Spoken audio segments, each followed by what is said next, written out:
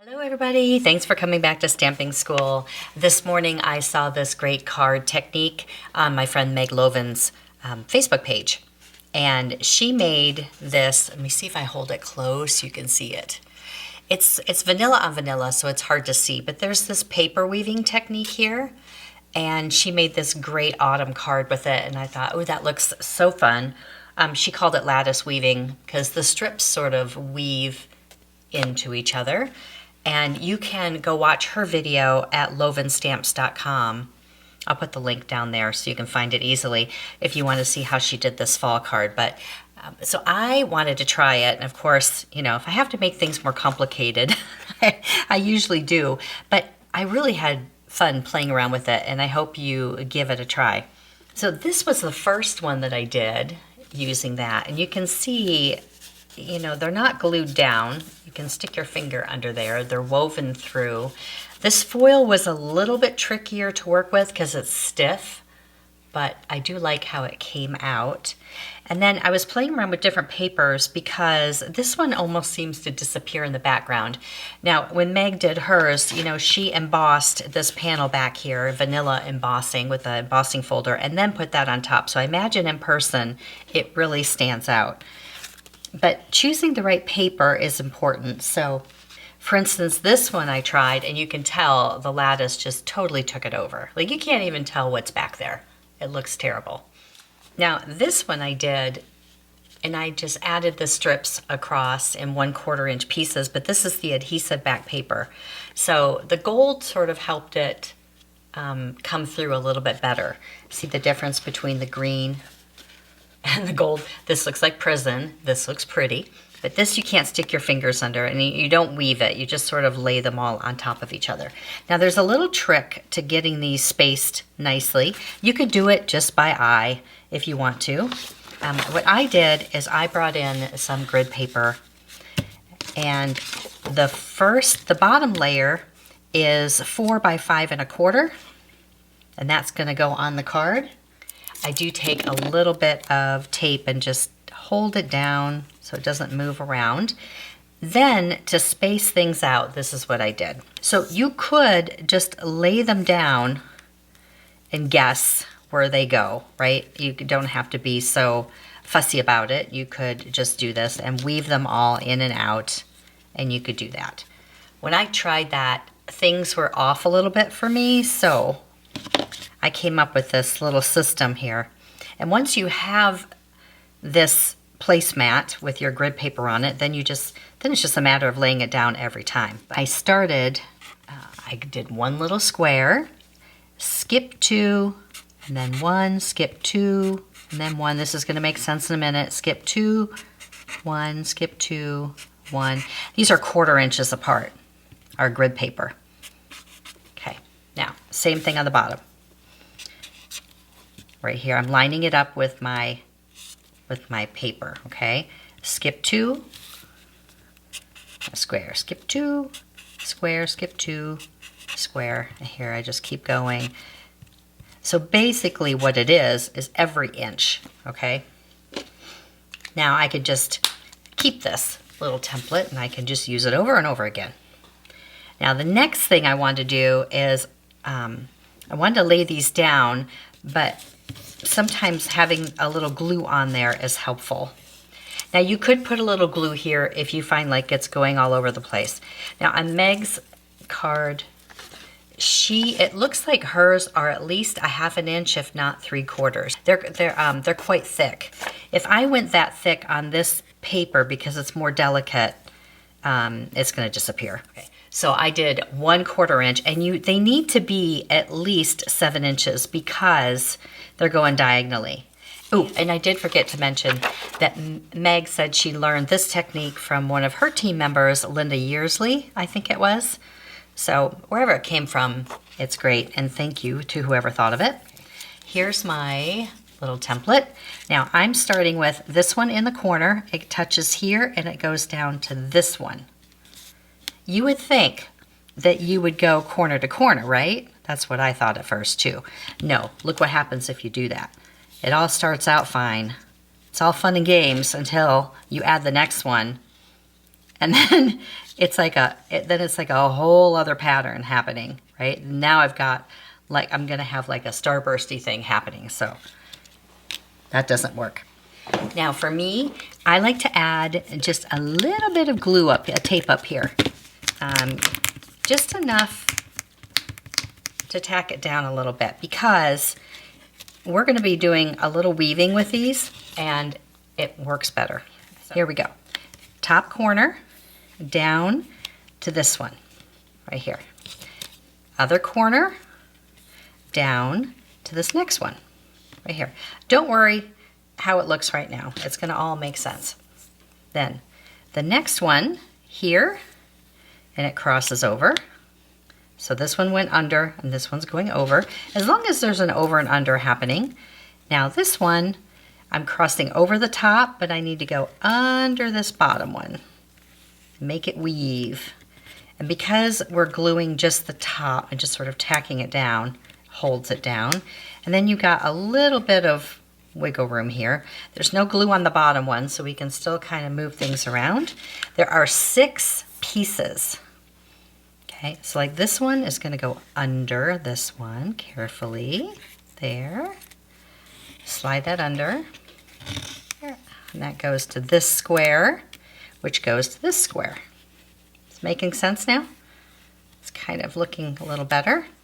And the last one has the most weaving. You've got to kind of, and I know it's going to be hard for you to see here, but you're going to go over, under, like that. And from this little square down to this one.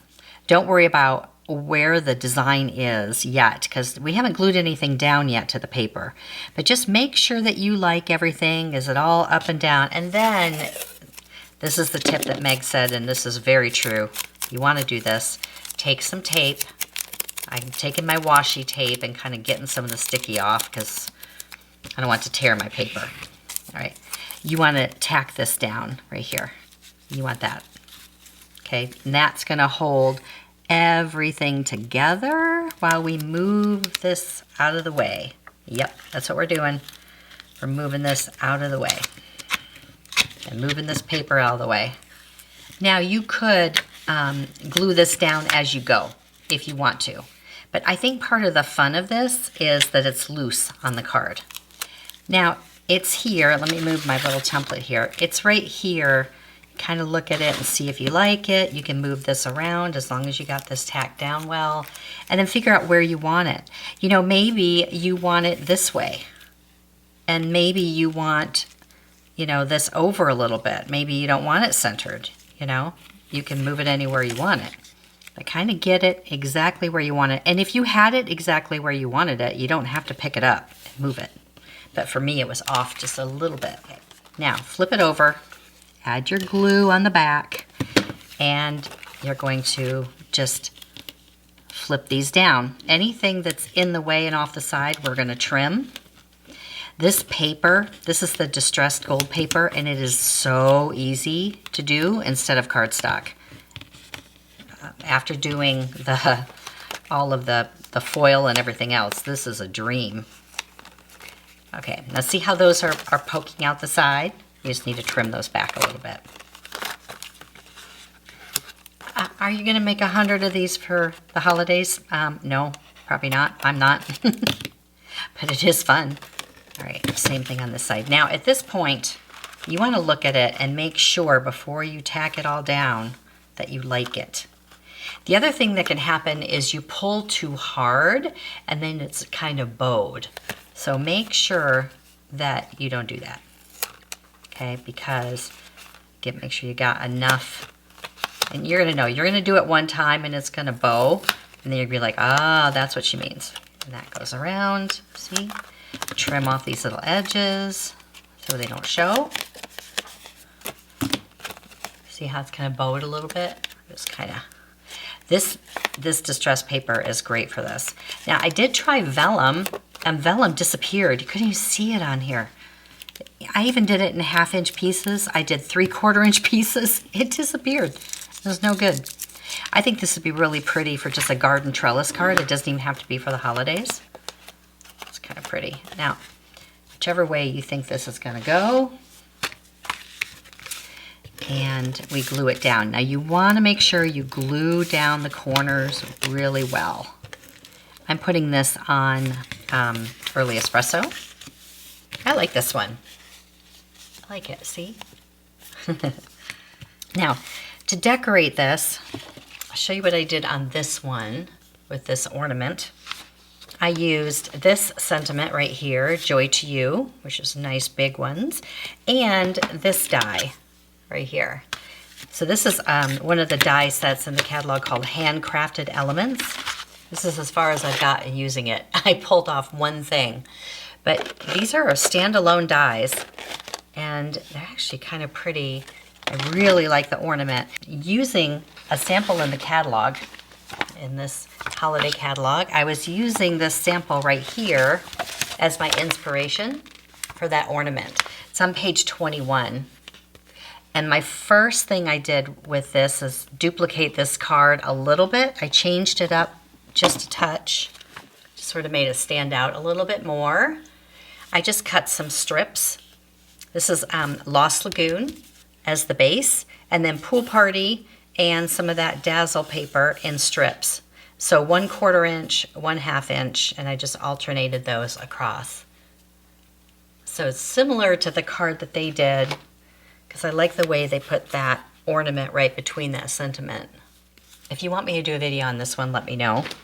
So this die cuts out like this, and you could put a little skinny sentiment in there, but what they did in the sample is they cut this apart, which I thought was so smart. And you could use an oval, you could do a big circle, a square. I did this country die because it fit the sentiment nicely. And then all you have to do is just glue the little cap on like that. And like I said, an oval would work, or a circle, but that's what I had, and I like the stitching on it. And this is the little bottom. Isn't that pretty? I love it. So this one is too much gold, but I think this one would work well with this particular design. So that one looks pretty on there. That's a little gold embossing, and the cherry cobbler. I think that would look really nice. Now this ribbon is that online exclusive ribbon that I'm always raving about in the silver and the gold. It's still available, and if you take your blends marker, and because this is so skinny, this is 1/8 of an inch, but right in the middle there's this little meshy area, so you can put whatever color you want right in the middle. And I love adding the cherry cobbler to it. Look at that. Wait, can you see that? Oh, love it. The gold on the edges still shows through, but the rest is cherry cobbler, or whatever color you want it to be. I think it'd be pretty with navy. Be really pretty. Anyway, so I just tied some of that up to the top. Now on this one, I had so many pieces left over of this, that adhesive-backed glitter paper, and all these little ends. So I added it to this panel, just along the edges. Just a little bit. It was so easy and so fast. So I can just put this on dimensionals here, and then I can add maybe green ribbon on this one. And you know, the bling honestly is what makes everything so pretty. Red rhinestones everywhere would be really nice. And then, you know, you could use gold up here, but I think it's going to disappear. I would do either the cherry cobbler or the green, some kind of a color here. And remember, if you don't have red rhinestones handy, use a Sharpie or use your blends, alcohol markers, and get some red rhinestones going. Color them up. Sharpie works great too. Sharpie really colors them quickly if you don't have any red on hand, which I don't, and then add your bling. So I like this. And if you don't want to go to the trouble of doing all of that lattice stuff, I really just like this one. Just a little bit of shiny glittery stuff right there. Well, thank you for watching, everybody. Go give it a try. We'll see you next time. See it, learn it, stamp it.